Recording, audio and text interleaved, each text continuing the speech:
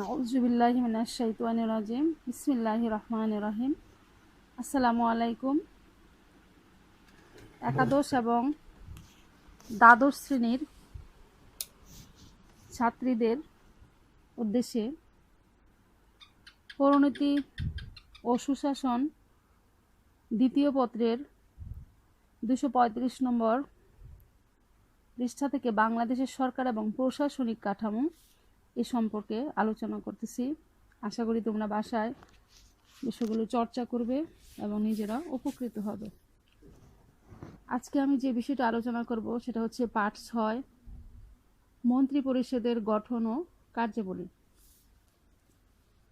বাংলাদেশ সংবিধানের দ্বিতীয় পরিচ্ছেদে 55-1 নম্বর অনুচ্ছেদে বলা হয়েছে, প্রধানমন্ত্রীর নেতৃত্বে বাংলাদেশে একটি মন্ত্রিসভা থাকবে এবং প্রধানমন্ত্রী যেরূপ স্থির করবেন সেরূপ অন্যান্য মন্ত্রী নিয়ে মন্ত্রিসভা গঠিত হবে।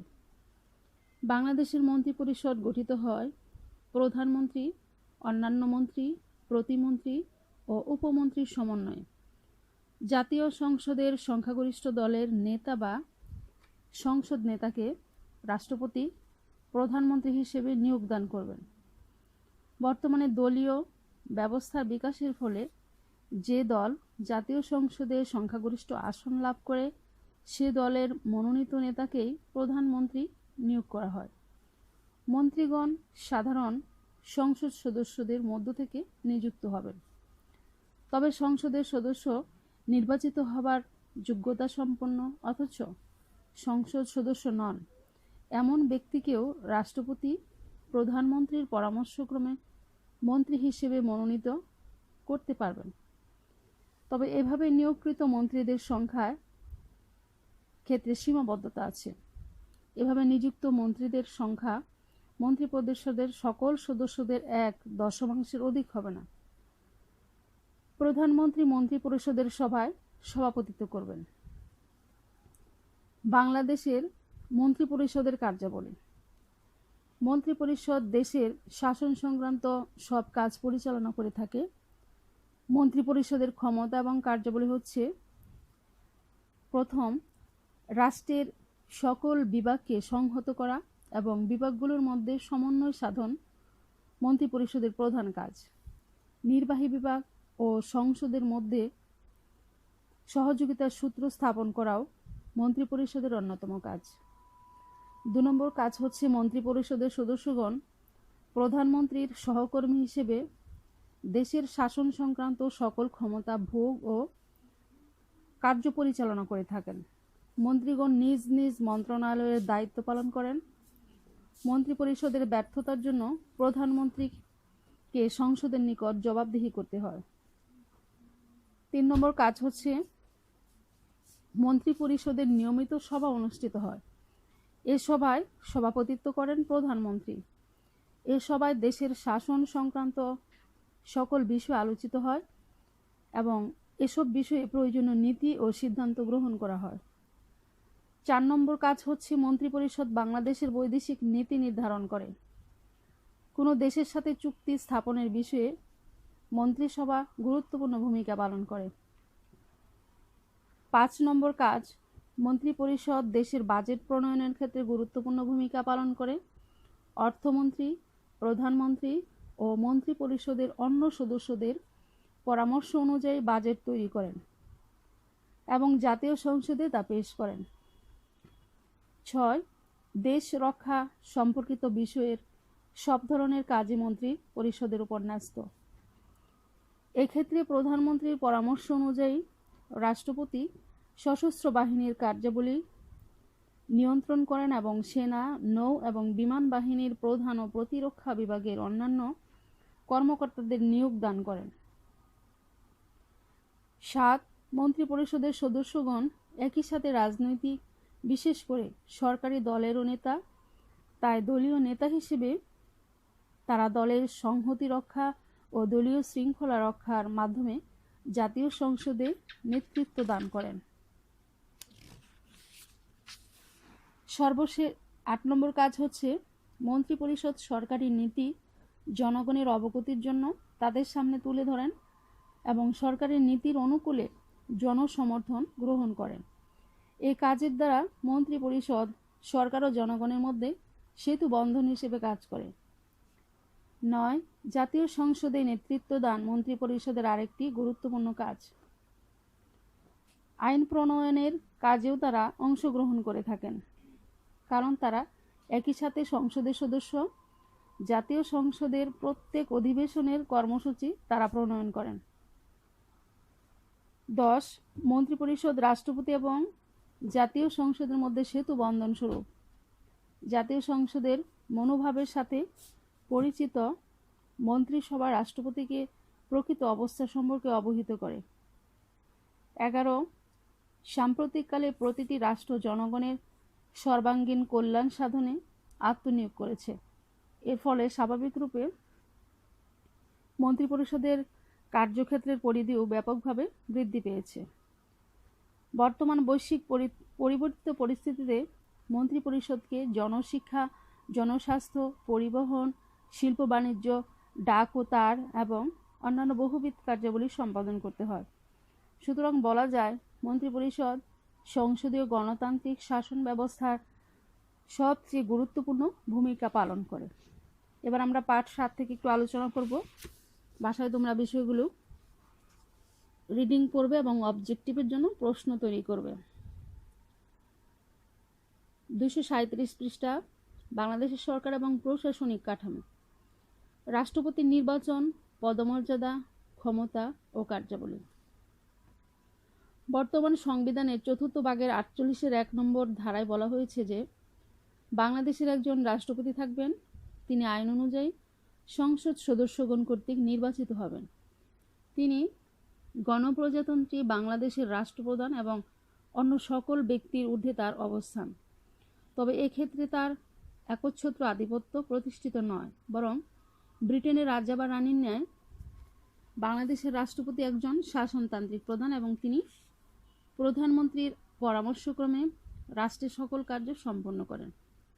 তিনি 5 বছরের জন্য নির্বাচিত হন এবং 2 মেয়াদের বেশি কোনো রাষ্ট্রপতি পদে অধিষ্ঠিত থাকতে পারবেন না। রাষ্ট্রপতি নির্বাচন এবং যোগ্যতা। বাংলাদেশ সংবিধান অনুযায়ী জাতীয় সংসদের সদস্যদের সংখ্যাগরিষ্ঠ ভোটে 5 বছরের জন্য একজন রাষ্ট্রপতি নির্বাচিত হবেন। বাংলাদেশের প্রধান নির্বাচন কমিশনার এই নির্বাচন পরিচালনা করবেন।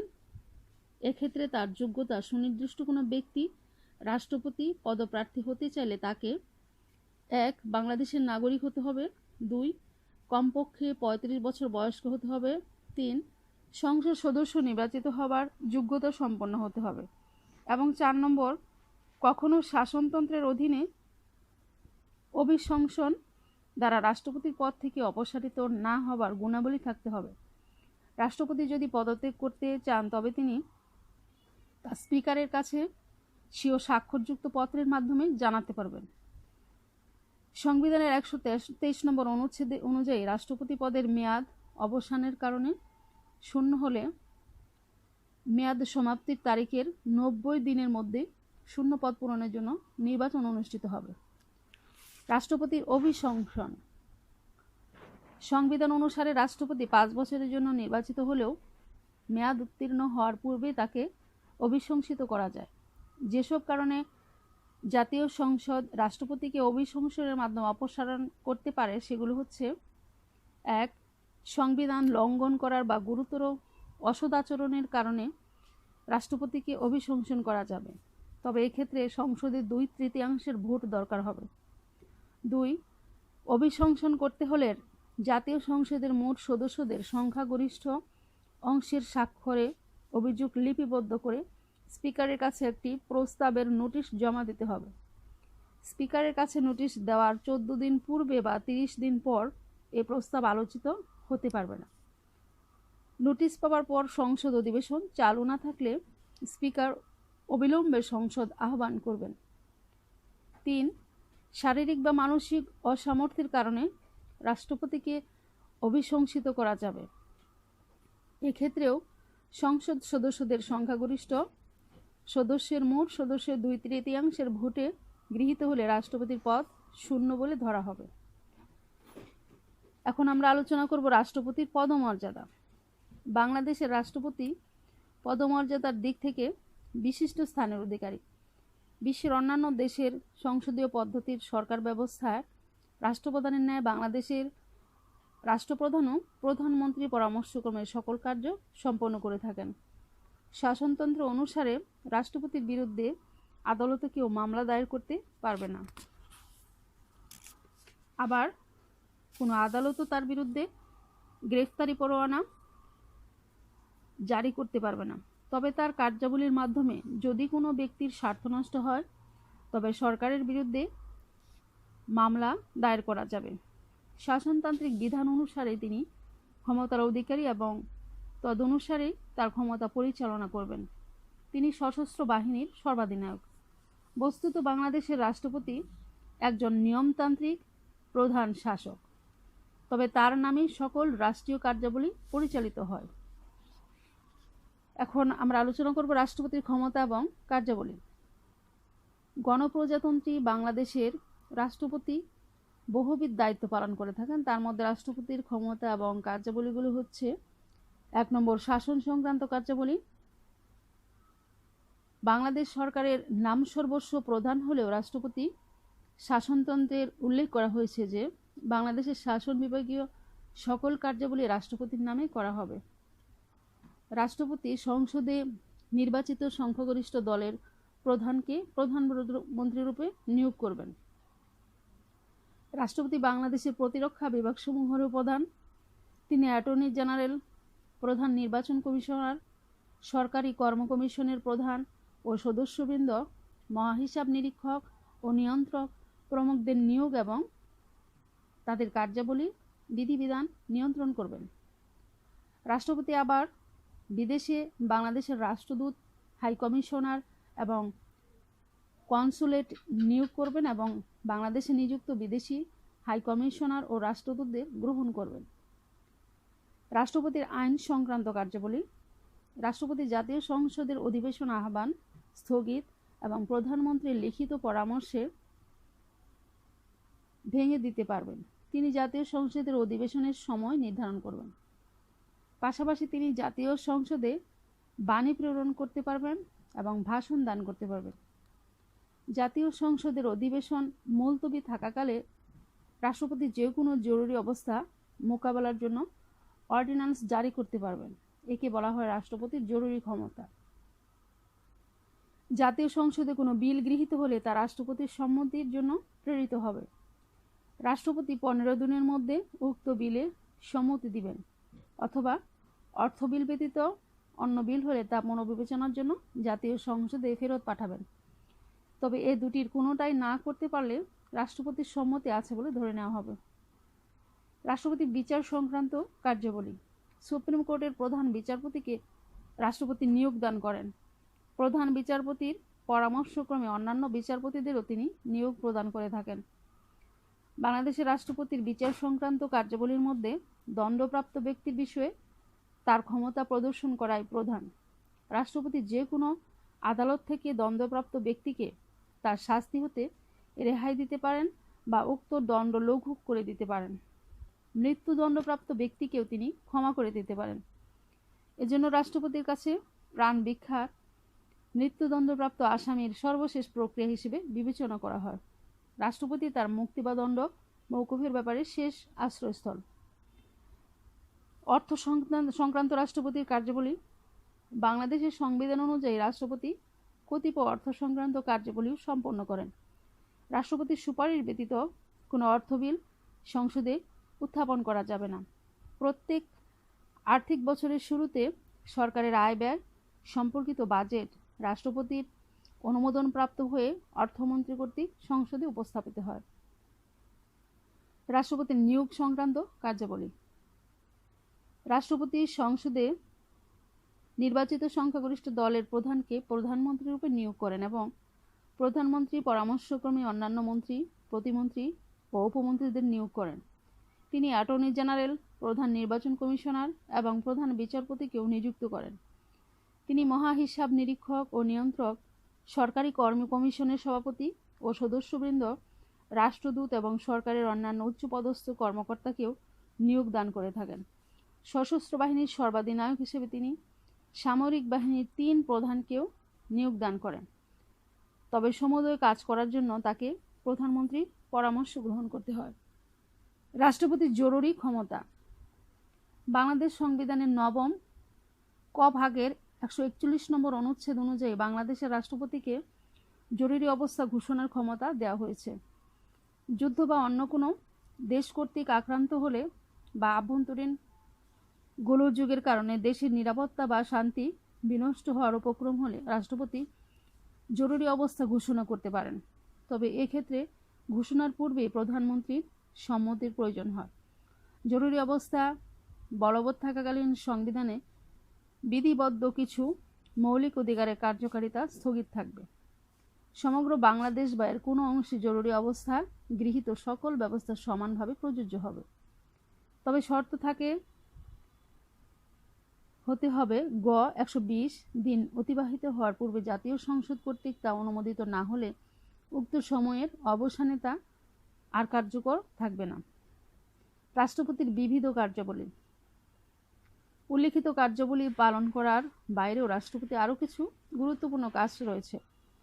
বাংলাদেশের রাষ্ট্রপতি প্রতিরক্ষা সংক্রান্ত কাজ, যেমন রাষ্ট্রের সাথে যুদ্ধ ঘোষণা করা, কোনো দেশের সাথে চুক্তি স্বাক্ষরিত হতে হলে তা প্রকাশ করা এবং প্রধানমন্ত্রী, অন্যান্য মন্ত্রী, প্রতিমন্ত্রীর শপথ বাক্য পাঠ করানো প্রভৃতি কাজ সম্পন্ন করতে হয়। জাতীয় সংসদের অধিবেশন মুলতবি থাকাকালীন রাষ্ট্রপতি কোনো জরুরি অবস্থা মোকাবেলার জন্য বাংলাদেশ অধ্যাদেশ জারি করতে পারেন। তবে পরবর্তী সংসদে অধিবেশন এ অধ্যাদেশ সংসদ কর্তৃক গৃহীত না হলে তা বাতিল বলে গণ্য হবে। জাতীয় এবং আন্তর্জাতিক দিবসে এবং ঐতিহাসিক ঘটনার স্মরণে আয়োজিত অনুষ্ঠানে রাষ্ট্রপতি সভাপতিত্ব করে থাকেন এবং প্রধানমন্ত্রীর সাথে তিনি বাণী প্রেরণ করেন। রাষ্ট্রপতি সকল প্রকার সম্মানের উৎস। তিনি দেশপ্রেম, সামাজিক, রাজনৈতিক, অর্থনৈতিক, সাংস্কৃতিক ও পেশাগত দিক থেকে বরেণ্য ব্যক্তিদের কৃতিত্বের জন্য পদক বা খেতাব এবং উচ্চতর সম্মান প্রদান করে থাকেন। আজকে যে 2টা পাঠ আলোচনা করা হলো তা থেকে তোমরা বেশ উপকৃত হবে এবং বাসায় বিষয়গুলো চর্চা করে নিজেরা অবজেক্টিভের জন্য প্রশ্ন তৈরি করবে। আশা করি তোমরা সবাই ভালো থাকবে, সুস্থ থাকবে। আজকে এই পর্যন্তই। আরেকদিন আবার তোমাদের সাথে ক্লাসে যোগাযোগ হবে। আসসালামু আলাইকুম।